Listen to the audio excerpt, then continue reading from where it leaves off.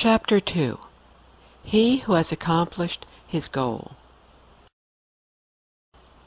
Who was the Buddha, and how had such a being come to exist? Over 2,600 years ago, a clan named Shakya ruled one of the many small kingdoms in an area that is now in the foothills of Nepal. The king's given name was Suddhodana, and his family name was Gautama. One night, his wife, Queen Maya, had a dream, which she related to her husband. When dream interpreters were brought to the palace, they said the dream foretold the queen bearing a son who would either be a great king or a universal teacher. After the prince was born, he was named Siddhartha, which means he who has accomplished his goal. A revered ascetic, Master Asita, came to the palace to see the child. First, a smile brightened his face when he saw the new prince. But then, a tear fell from his eye and rolled slowly down his face. He began to weep, with more tears streaming down. Greatly concerned, the king asked if some terrible misfortune was to befall his son. Master Asita replied, no. On the contrary, the child would grow up to one day find the way to enlightenment. But he, Asita, would no longer be alive, and so he wept. Just a few days after Siddhartha's birth, the queen died, and the prince was raised by his aunt, the king's second wife. She lovingly cared for Siddhartha, as if he were her own son. When Siddhartha was 9 years old, he went to the annual plowing ceremony. He saw the panting oxen being lashed by their sweating handlers while the sun blazed overhead. And as the plows tore into the earth, he saw the worms being cut up by the plowing. Small birds swooped down to devour the writhing creatures. A larger bird flew down and caught a smaller one. Siddhartha contemplated what he had just seen. Even as a child, he was becoming aware of the harsh realities of life. All living beings kill one another to survive, and in this there is suffering. As Siddhartha grew up, he was provided with everything a young prince could have, the finest possessions, the most learned teachers, and a beautiful palace in which to live. But instead of becoming spoiled, his humble demeanor inspired trust in others. Through it all, he remained respectful and gentle towards all. And as time passed, his concern for the welfare of others took root and began to grow stronger. In an effort to bring his pensive son's thoughts back to a more worldly existence, as well as to his princely responsibilities as the future king, the king decided that Siddhartha needed to get married. Various gatherings of young people were arranged, and one young woman in particular, Siddhartha's cousin, the Princess Yashodhara, stood out from the others. She was not only beautiful in appearance, but had inner strength as well.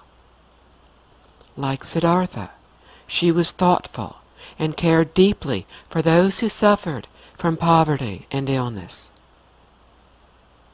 The prince and princess were married.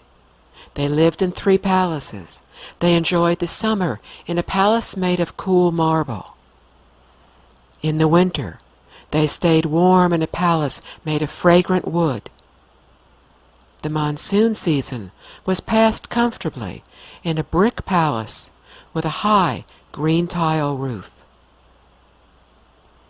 Siddhartha and Yashodhara were provided with everything they could have wanted.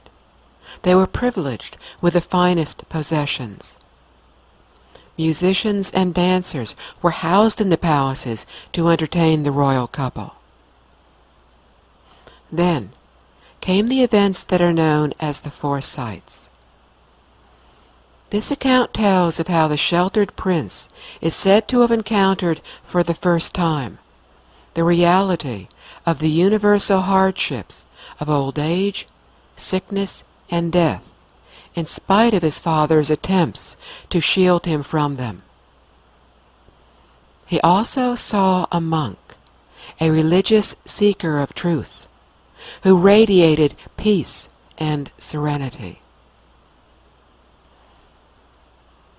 Siddhartha learned that not only animals suffer, but that all of humanity is subject to aging, sickness, death, and separation from loved ones.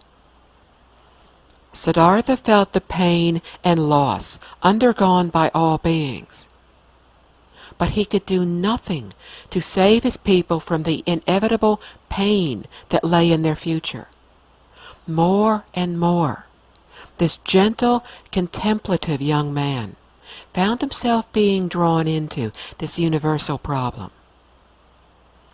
He wanted with all his heart to find the way to end the pain for all beings. Siddhartha was deeply troubled. Although he was a skilled warrior, he knew he could not solve humanity's problems by warfare. Although he was the future king, he knew he could not end the distress of others through political decisions alone. The learned prince became increasingly aware that he could not resolve suffering through worldly knowledge. More than ever, Siddhartha felt questions arise within him. How does one find lasting peace? How does one move beyond the reach of illness and death? How does one find the way for all beings? It was the fourth encounter, the memory of that serene monk, that gave Siddhartha hope that there was an answer out there, somewhere. One morning, Siddhartha went to his father and requested permission to leave home to become a monk. King Suddhodana must have known that this day might come, but so soon. Could Siddhartha not wait? His father sincerely respected the tradition of renouncing one's worldly life to seek a more spiritual one. But this was usually done when one was older, not when one has a young family and so many responsibilities as the future king. Siddhartha persisted, for his father could not end Siddhartha's suffering any more than Siddhartha could end his father's. Siddhartha assured his father that he would return when he had found the way. That night, Siddhartha went to his quarters. He gazed intensely at his sleeping newborn son. Yashodhara also seemed to be asleep. He quietly left the room. He loved them intensely, so he had to do whatever he could to find the way to free them from pain and distress. Knowing that they would be lovingly taken care of, Siddhartha quietly slipped out of the palace to find the way to end suffering for them, for those he was responsible for all beings. Siddhartha was a man with everything: youth, wealth, position. He was admired for his cleverness and bravery, as well as his wisdom. He had proven himself to be the greatest warrior in the matches that were held in the kingdom. But he was also known for his kind heart. Siddhartha had a beautiful wife who loved him and whom he loved. She had given birth to their son, but he realized that with all that he possessed and with all that he knew, he could not protect them from aging, sickness, and death. Siddhartha renounced his existence as a prince who by his royal birth, unmatched capabilities, and great strength of character would have been a great king, and instead became Gautama, a wandering seeker of the way. He gave up material security and future power to live under the trees and to forage and beg for his food. He rejected fine clothes and jewels to wear cast-off rags. He relinquished fleeting worldly love to search for the way to permanent love and liberation, which no man had found. When Gautama learned that Master Alara Kalama, a highly respected teacher, was nearby, he made his way to the master's center. Gautama was accepted as a student and quickly mastered the practice he was given. He went back to the master, who then taught him how to attain the next meditative state. But even the attainment of this state did not provide the answers to Gautama's questions of how to end the cycle of birth, death, and rebirth, and how to liberate humanity from pain and distress. Gautama gratefully thanked the master for his teachings and declined an invitation to teach alongside him. He respectfully took his leave and continued to practice and search for the answers. After a while, he learned that another teacher, Master Uddaka Ramaputta, was close by. Gautama went to him and requested to become a student. This time as well, he quickly learned from his teacher. He transcended all ordinary planes of consciousness and remained in a state of great tranquility. But when he came out of meditation, the problems of life and death were still there. He thanked the master for his teachings and politely declined the offer to remain and become the new master upon Master Uddaka Ramaputta's death. At this point, Gautama had practiced under the guidance of two of the most respected teachers of meditation. He had mastered everything they could teach, but he still had not learned how to permanently end suffering. He realized that he had reached the point where he must discover the way himself. After a period of solitary practice, he was joined by 5 ascetics who became his companions. Over the ensuing months, they lived in a group of caves and in nearby forests. As Gautama intensified his practice, he ate only a handful of food a day. Then, Gautama reduced his food intake to less than a mouthful a day.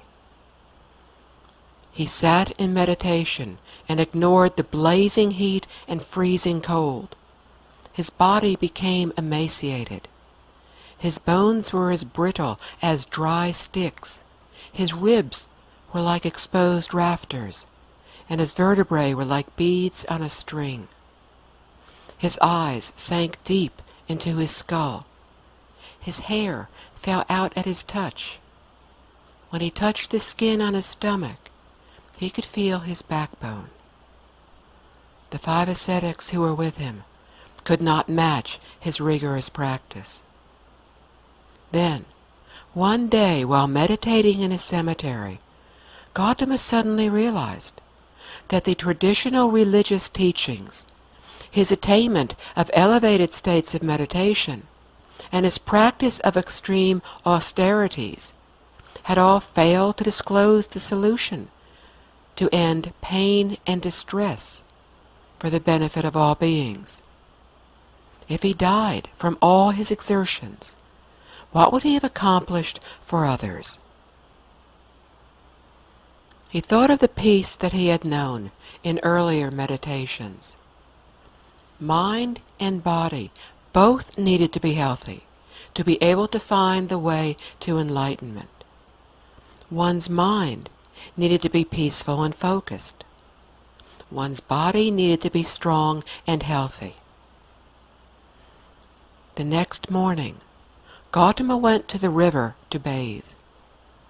When he finished, he managed to drag himself up the river bank, but he had only gone a little way when he collapsed from sheer weakness. He might have died had it not been for a passing village girl on her way to make offerings to the forest gods, who gave him some rice milk. As he drank more of the milk, some of his strength gradually returned, and he began to see the unity among all things.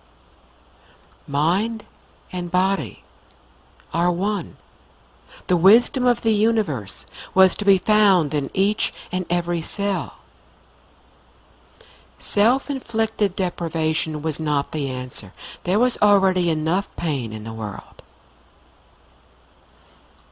Gautama decided to give up his austere practices and to live in the forest near the river. He had realized the middle way, which bridges ascetic denial and sensual attachment in a balanced middle ground. His companions saw him eating more food, talking with a girl who sometimes brought it to him, and no longer following the traditional ways of austere practice. They believed that he had abandoned his seeking of the way and returned to worldly pleasures.